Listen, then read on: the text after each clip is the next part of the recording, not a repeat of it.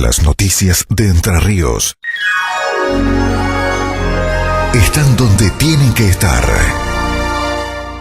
Elentreríos.com.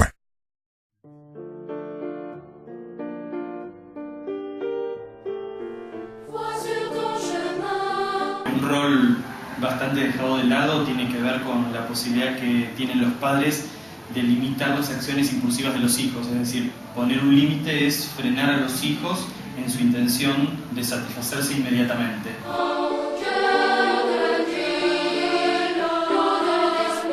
El bebé pequeñito pretende satisfacerse inmediatamente y depende de los adultos que lo ayuden a aprender a regular esa necesidad que tiene, y ese impulso es cómo va a ir desarrollándose el resto de su vida, en el sentido de cómo se van instalando determinadas estructuras psíquicas que hacen, por ejemplo, a la frustración.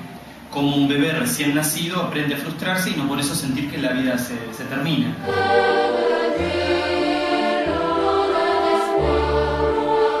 Una de las cuestiones que tenemos que entender como padres es que la libertad, la autoridad y la disciplina no son entidades que vienen en los genes de los niños. No es una cuestión genética, sino que es una cuestión de aprendizaje. Eso se aprende en los primeros años de vida o no se aprende. O se aprende de manera fallida, de manera errada.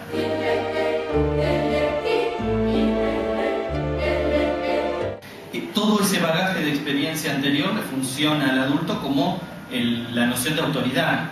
Y la noción de autoridad no tiene que ver con el autoritarismo en el sentido de someter al otro, sino que la autoridad tiene que ver con ayudar y acompañar al otro a que produzca por sí mismo algo armónico en su propia vida.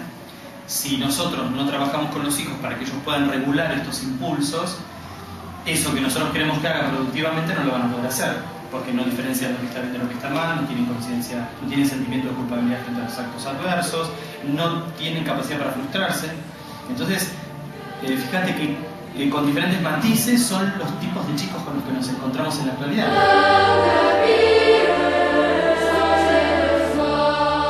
Si en el momento en el que un hijo nos apura con esta cuestión de que vos sos el único que no me deja, en principio lo que yo le voy a contestar a ese hijo está bien, puede ser, a lo mejor hay muchos padres que están equivocados en cómo crían a su hijo, pero yo soy el que te cría a vos, así que aunque me equivoque, es lo que vamos a hacer entre vos y yo en este momento.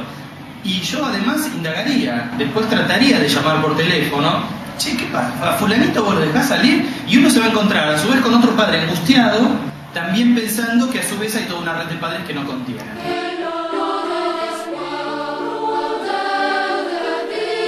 ¿A qué generación pertenecen estos padres actuales? Y nos encontramos con que son padres que en muchos casos han pertenecido a una época en la que su propia adolescencia era un desorden, desde el punto de vista social, década del 70, década del 80 y década del 90. Así que si pensamos históricamente desde el punto de vista político, qué es lo que ocurrió en los 70, en los 80 y en los 90, vamos a entender mucho mejor también por qué en el 2010 tenemos padres que por un lado se desentienden de su función, entonces no quieren trabajar de padres.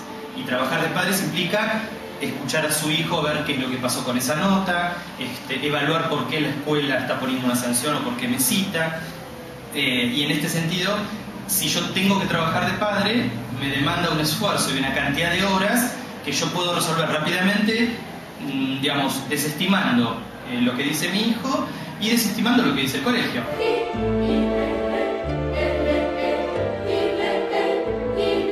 No trabajo de padre, digamos. Y entonces los hijos quedan como a la deriva, porque los padres en la actualidad, padres y madres, cambian su rol de autoridad y de transmisión de disciplina por el de ser amigos, porque ser amigos es más fácil.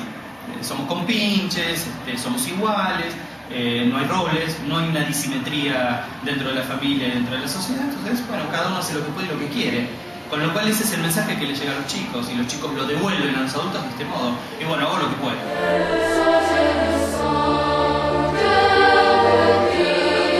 Lo que ocurre es que no va a importar tanto, y esto estoy hablando como haciendo futurología, no va a importar tanto el género de los padres, sino la explicación que esos padres den a esos hijos adoptados o esos hijos nacidos por inseminación artificial o por toda la tecnología que tiene esta modernidad tan compleja.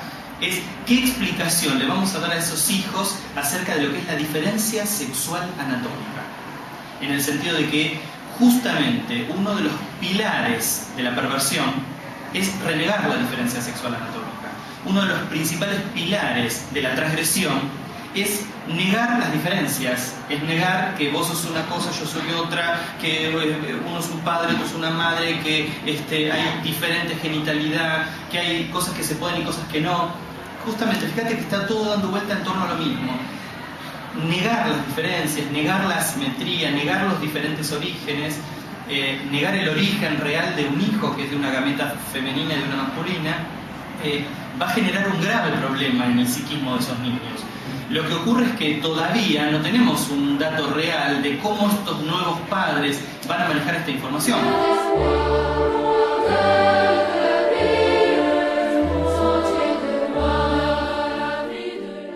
Las noticias de Entre Ríos